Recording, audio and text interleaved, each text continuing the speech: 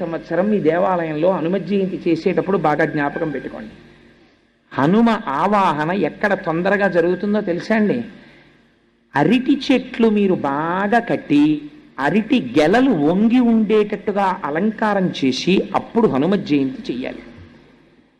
నేను ఇవాళ మీరు అడిగారు కాబట్టి ఒక పరమ సత్యం చెప్పేస్తున్నాను.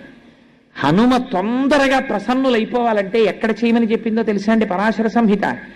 అరటి తోటలోకి వెళ్ళి హనుమ యంత్రం కానీ హనుమ బొమ్మ కానీ హనుమ అని రాసి కానీ మీరు అక్కడ పెట్టి మీరు కానీ ఆ రోజున ఉపాసన చేశారా అరటి తోటలో, ప్రత్యక్షమైనటువంటి స్వరూపంతో స్వామి వచ్చి తీసుకుని తీరుతారని భయం ఇచ్చింది సంహిత.